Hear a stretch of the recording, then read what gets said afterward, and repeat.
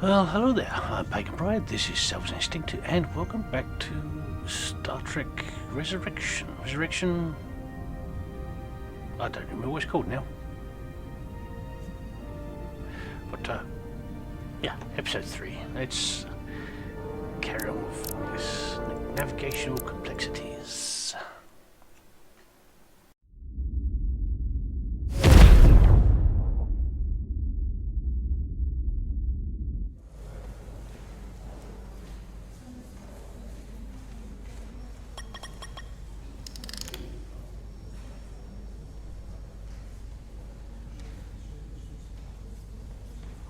Mr. Diaz, I understand you have already discussed the warp drive failure with Ambassador Spock? I have. It is imperative that the Ambassador's shuttle be flight ready. I need you both to ascertain the root cause of the system failures he encountered. I'm surprised, Commander. I thought you would have wanted to work on Ambassador Spock's shuttle yourself. I respect the Ambassador and his many accomplishments, but I do not derive any satisfaction from interacting with his shuttle as if it were somehow transubstantiated through its association with him.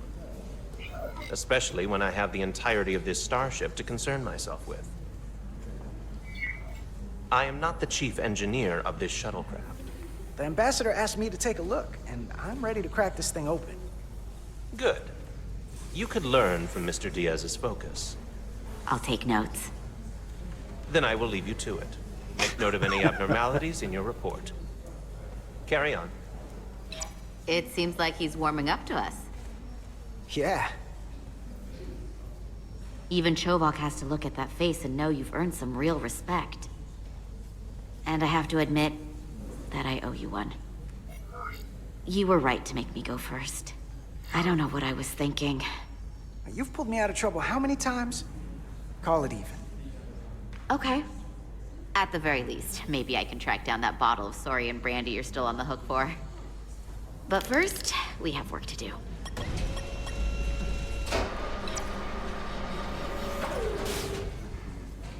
Ready to go? All set. Let's run the diagnostic.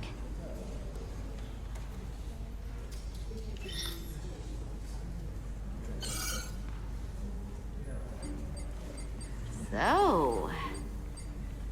I know about your talk with Miranda. You do? She sent me a Priority 1 dispatch right after your conversation. Yes or no, that's one thing. But I can't believe you said you needed to think about it. I did need to think about it. Well, you can't leave this unsettled. It's not fair to her. She was direct with you. Didn't play games. Neither should you. I just want to stay friends with her. I like being friends. I don't want to ruin that. Then you should tell her that. Don't keep her on the hook. Is that thing done yet? Yeah, it's wrapping up. Let's see.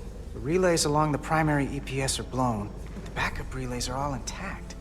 An EPS overload from the warp drive could cause that. But how did the shuttle end up dead in the water? Huh.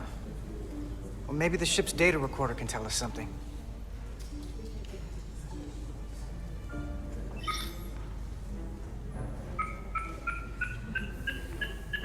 Here. They were only about 8 minutes from their plotted warp point. No faults, just those warnings. What are they?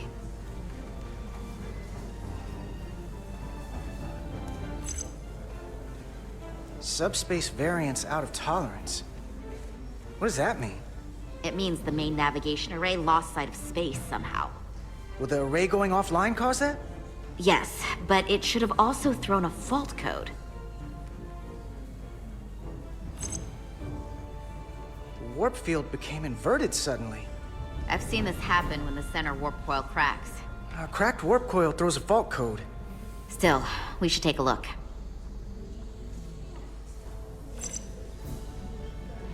There was a complete warp cascade failure. Wow. They're lucky the shuttle didn't turn inside out. Makes me think the computer panicked on the warp field equation. Any one of these failures should have thrown a fault. If it was caused by a system failure. None of this caused the relays to blow. Roll forward to when that happened. Yes, ma'am. So here, they take a moment to get their bearings and they attempt to re-engage the warp drive. There. That's the relays blowing. And look, there's another warp system alert. They're all the same. Subspace variants out of tolerance, or warp inversions. Finally, there's a complete warp cascade failure. Then it's one of two things. Either a warp coil is cracked, or the navigation array is offline. That makes sense. Divide and conquer. You want to check the warp coils or the navigation array? I'll check the other. Let's not overcomplicate this. One of these systems is likely broken. I'll check the navigation array.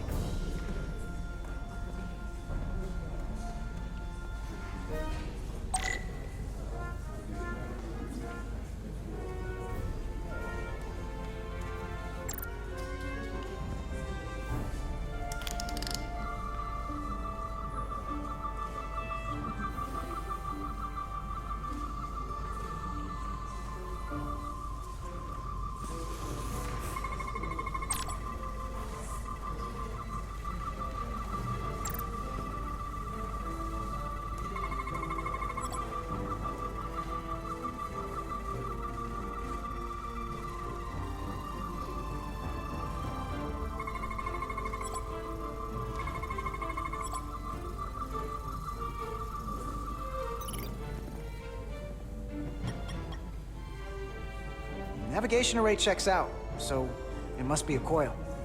Except it's not. Checked and double-checked. Well, the readings don't lie. Here comes the security detail for the way team.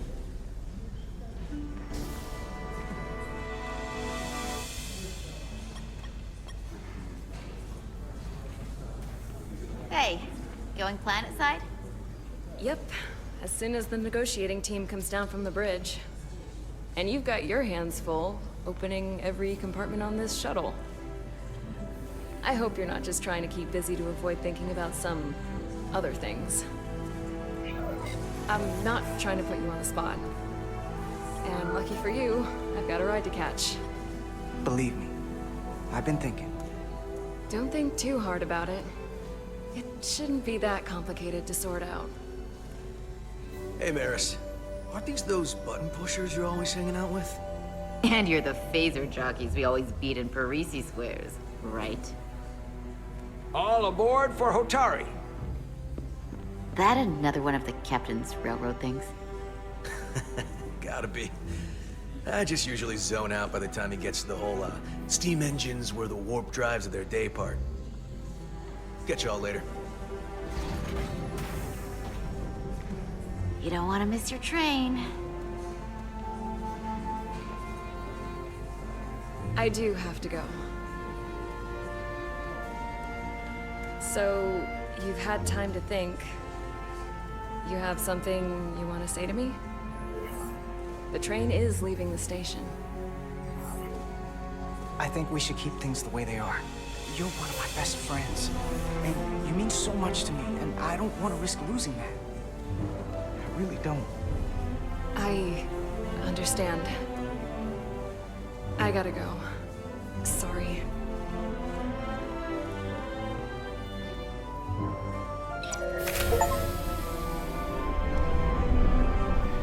Well, she really didn't like that, did she? That went well enough. It'll be fine. All right, where were we? So, the warp coils in the navigation array are fine, but the nav computer doesn't seem to think so. I'm out of ideas short of field stripping the shuttle from bow to stern. You wanna take this out of the shuttle and throw it on the bench? Oh, real hands-on maintenance. I like it. Okay, the nav computer is patched into the ship. The ship's computer can double-check our work. If the shuttle's nav computer is putting out false data, we'll know it. Let's run through the shuttle's logs again. Running now.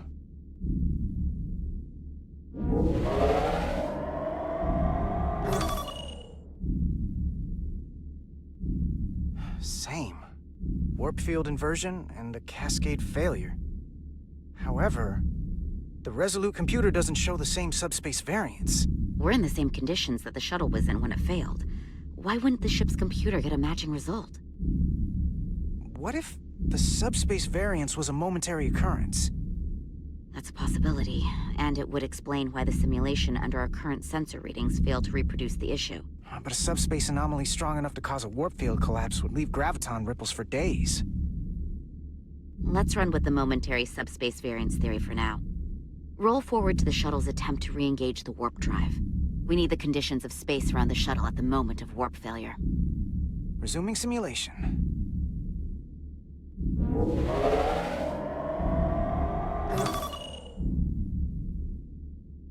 Error in warp field calculation. Cochrane formula variables are out of range. That right there. Take the shuttle sensor data from that moment. Computer, why did the warp field calculation fail? Warp field pressure returned non-orthogonal. Results are undefined. That doesn't help. Wait, what if we use a different ship? Put the Resolute into the simulation instead of the shuttle. Yeah, it should warp just fine. Unless... Computer, run the simulation with the Resolute. Resolute simulated. Computer, give me manual control on the warp power.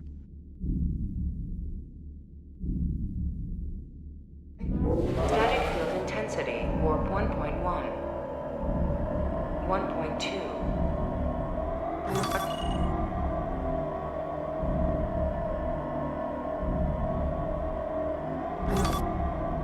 1.3. Warp pressure is destabilizing. Error in warp field calculation. The warp drive has experienced a system-wide cascade failure. Warp field collapsed. Subspace variance is out of tolerance. Cochrane formula results are undefined. Bingo. What-o? The same moment when the shuttle failed to warp, so did the ship. Whatever happened to the shuttle just happened to us. The Resolute will not sustain warp. We can't leave Hotari space.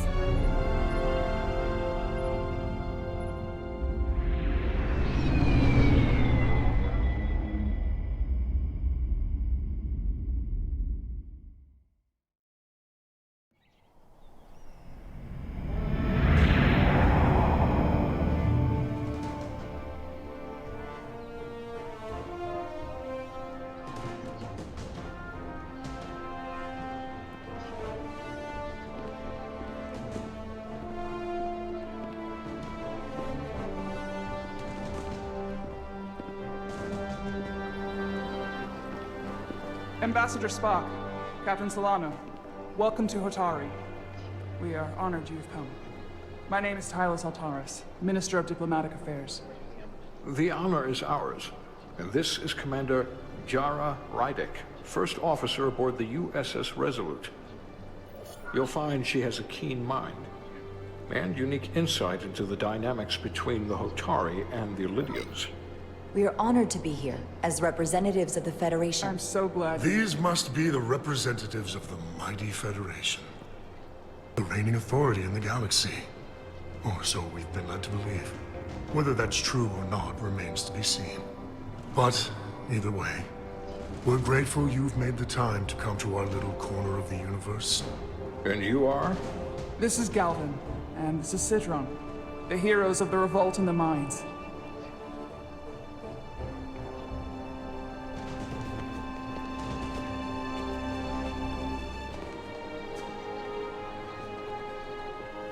Let's hope this is the last time we ever have to come here. If you'll excuse me.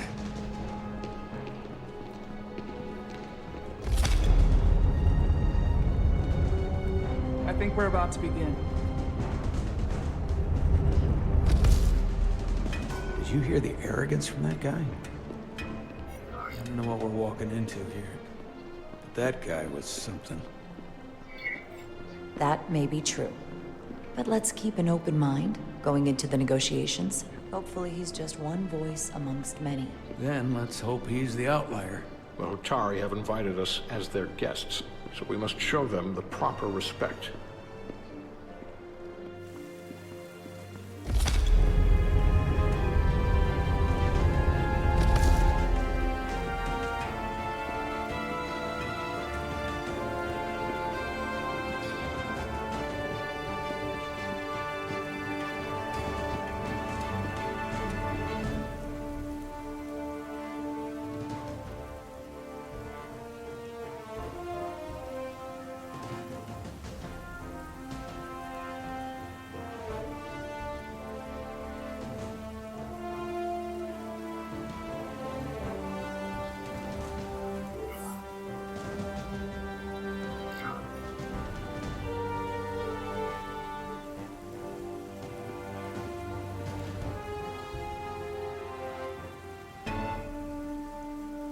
Ambassador Spock, welcome to Holtari Prime.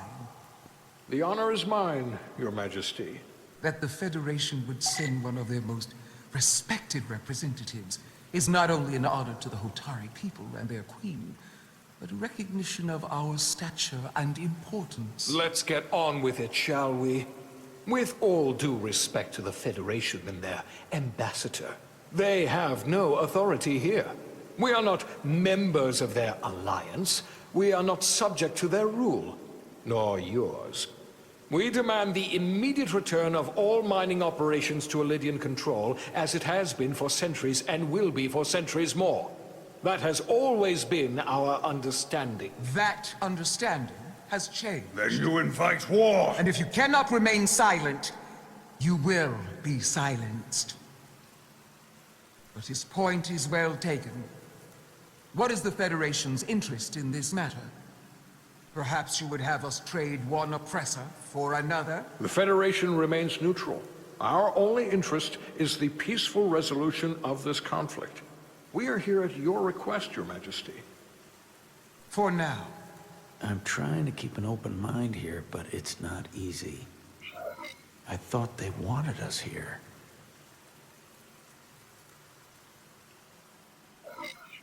Was there something you wanted to say, Captain? Oh, no. My apologies. And what about the Kobliad? She's not She part can of... speak for herself, can't she? Then let her.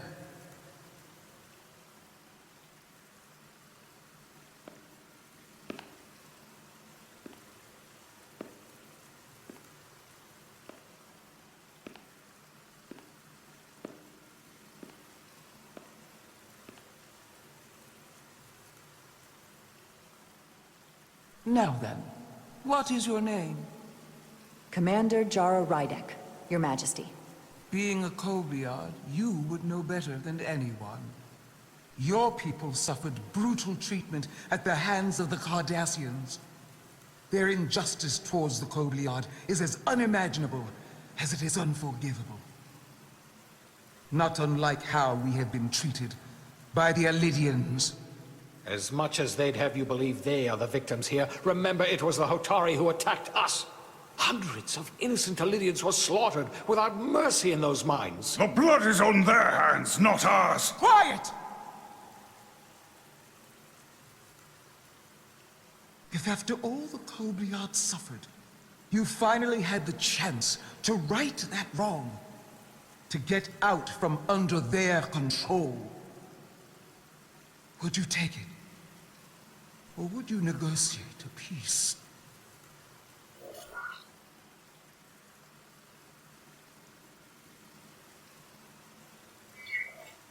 I can't speculate on something that never happened, Your Majesty. Sadly, that opportunity never came for the Kobliad. No, it did not. But we'd be wise to learn from their example, before we too find ourselves facing extinction. The Federation is the most powerful, most advanced alliance in the galaxy. It's widely known we have an abundance of dilithium in our mines. And it's in your interest to secure a steady supply. Your Majesty, if I may. Ambassador Spock would have us believe you're here as a neutral party in the interest of peace. So why are you really here? I want the truth, not your Federation rhetoric. I'm sorry, Your Majesty, but it's really not my place to say what the Federation's interests might be. You are their representative. I am. But Ambassador Spock is better suited to address your concerns. What they haven't said, but cannot deny, is a simple truth. The dilithium trade would not and will no longer exist without Elydian involvement. We created it for the benefit of everyone, especially the Hotari. We've given them warp technology. We've let them share in the profits. We've made their lives infinitely better than before dilithium was discovered. All of that goes away if the Federation turns a blind eye to their treachery. That is enough of your lies! The Hotari are quite capable of running the mines. We've done so for centuries. So tell me, who deserves control of the dilithium trade and the mines on Tau? Who should the Federation recognize? The Hotari or the Alidians? It can only be one or the other, not both. If I have to choose only one, then it would have to be the Hotari. Well said. How could the just and wise Federation make any other choice? This is an outrage. The Federation has lost all credibility. The mines are ours. Lydia will not be deterred. We will take back our mines by any means necessary. And you will see more blood spilled. I am more than willing to address your concerns, Your Majesty. Yours as well, Representative. But I suggest we could have a more productive conversation with a smaller group. Perhaps only the most essential representatives.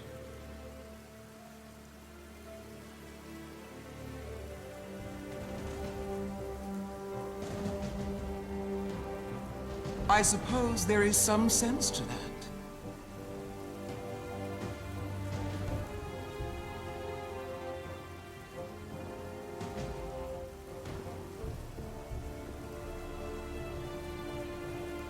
I hope we meet again, Jara Ryder.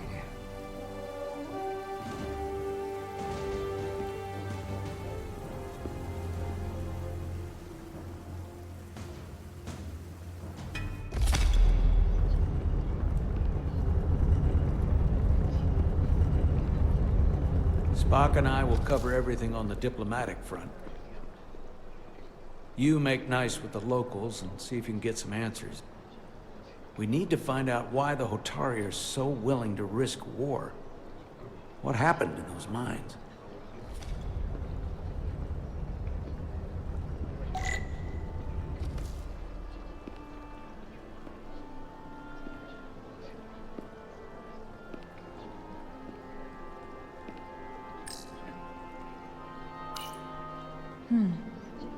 Soothing.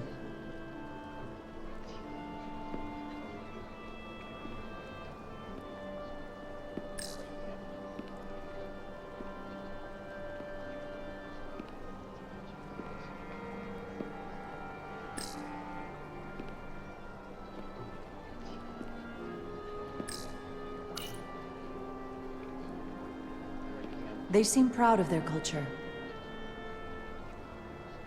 Pride can lead to rash action.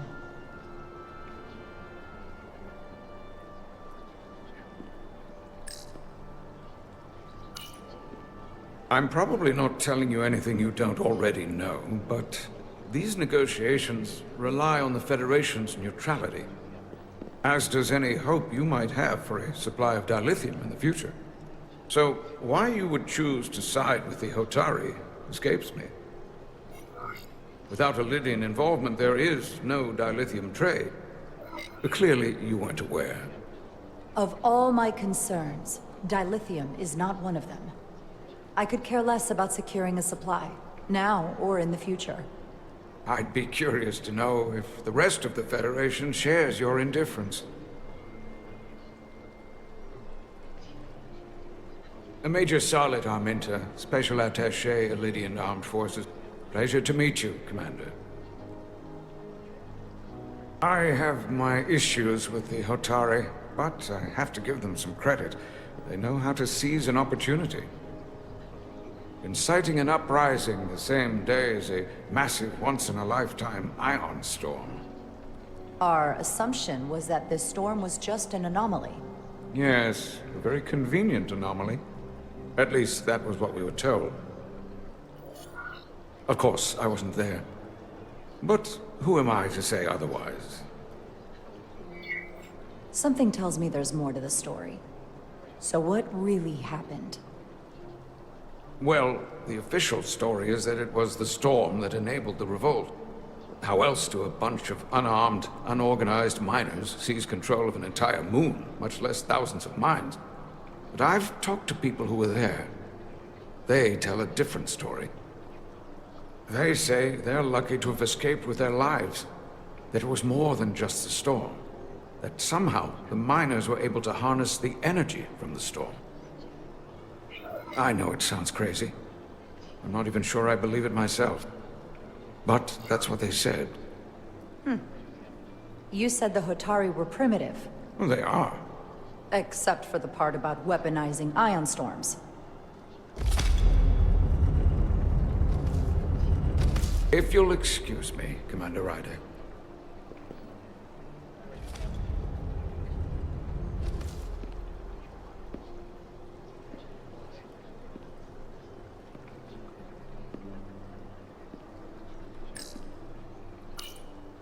Commander, I'm glad you've chosen to side with the Hotari.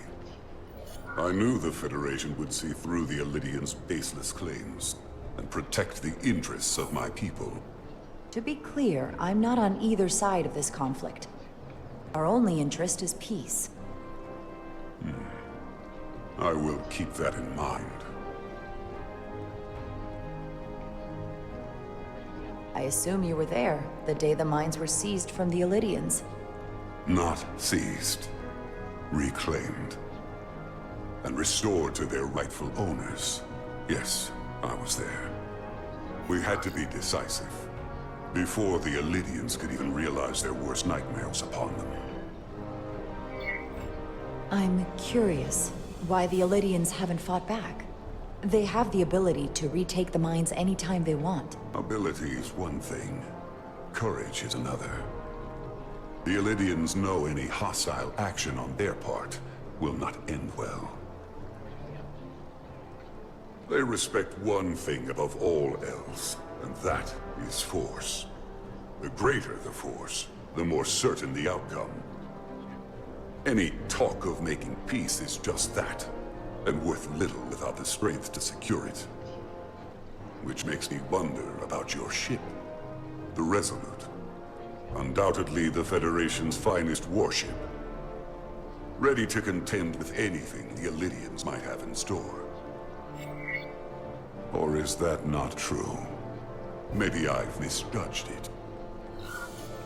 I wouldn't say state-of-the-art, but the Resolute is plenty capable and can hold its own against just about anything. Let's hope so. Because at the moment, it's the only thing preventing them from wiping us off the map. Sidron. A pleasure meeting you, Commander. I'm sure we'll cross paths again.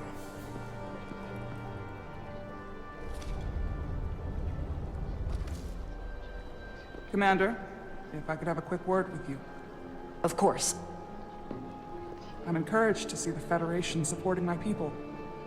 I'm afraid of what might happen without your help.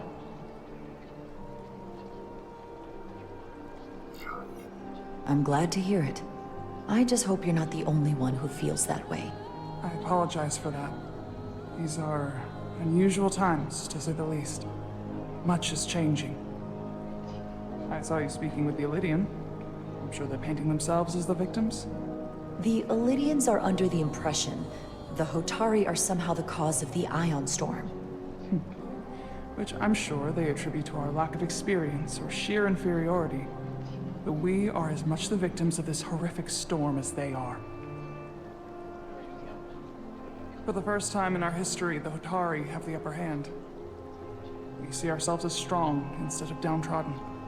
New voices have risen up. Old voices shouted down.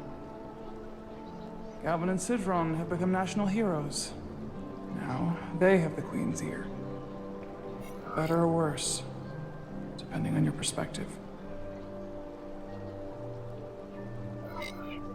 I take it they're against a negotiated peace with the Elydians. Heroes tend to want more of what made them heroic. If it were up to them, they'd wage all-out war and bring ruin upon us all.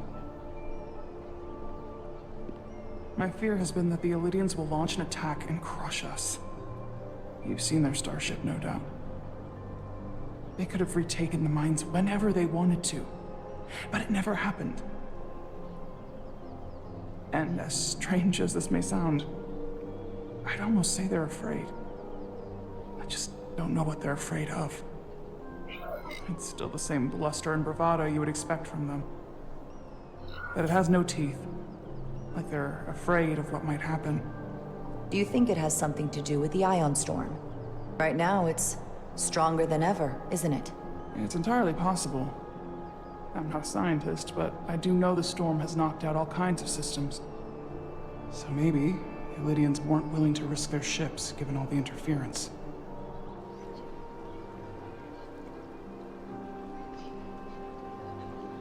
Since the day of the revolt, Galvin has seized control of the mines and restricted all access.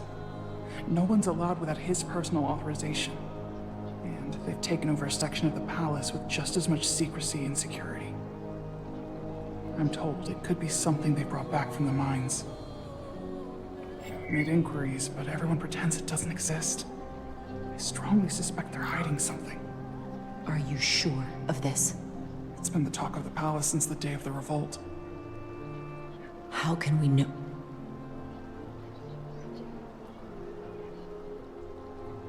I'd better see what's happening. Do you think you can find out what they're hiding? I need to see proof of something before I can make my case to the Federation.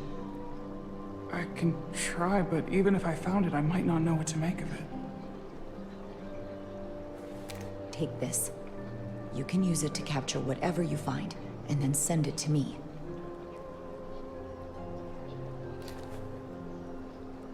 Thank you. I will let you know what I find. And I look forward to our meeting again.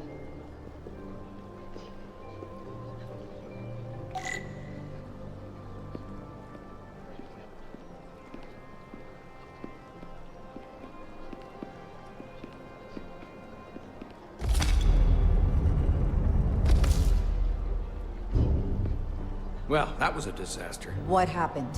The Hotari refused to concede anything, so the Illydians stormed out. The Hotari did not invite us here as peacekeepers. I hope your efforts were more fruitful than ours.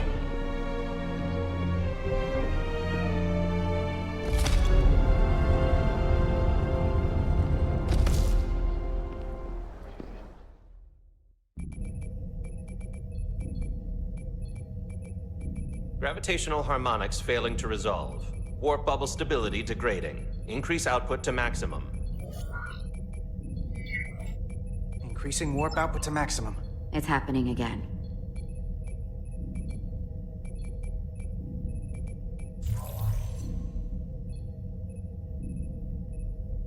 It is evident that presently, the Resolute cannot achieve warp propulsion. Since our diagnostics rule out any problems with our warp systems or anything about the ship, the problem appears to be the fabric of space itself. Space itself? You're saying something about this region of space prevents warp travel? Prevents it, or can't sustain it. However improbable, that appears to be the case. We need to know more. The storm didn't stop us from leaving space dock and traveling here. But could it still be causing this interference with warp travel? We must follow sound investigatory principles. Do not let an assumed conclusion drive your analysis. Sometimes we need a little inspired thinking, Mr. Chovak. Captain Solano is on his way back from the negotiations, and I want to have some answers for him when he gets here. Indeed. Given the facts at hand, we may be able to deploy subspace probes around the ship to construct a clear picture of the phenomenon. Around the ship. I'll prep a shuttle.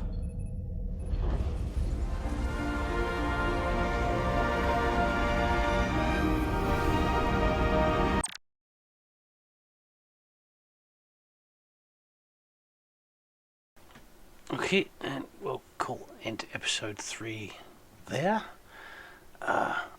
Let's have a look what's changed. So Solano was some concern over Jara's evasiveness. Okay, nothing else has changed there. Spock could be more forthcoming when she's questioned by the Queen. Okay, I think doctor. Impressed with Jara's sense of responsibility to the crew, and was encouraged by thinking independently when to fight captain's orders. And I think that's it for that. Carter.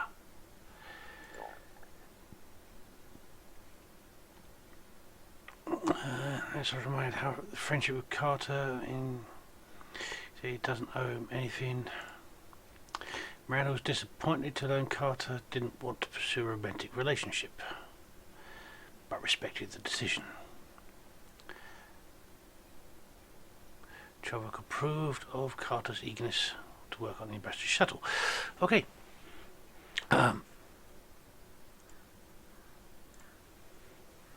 That's in episode 3.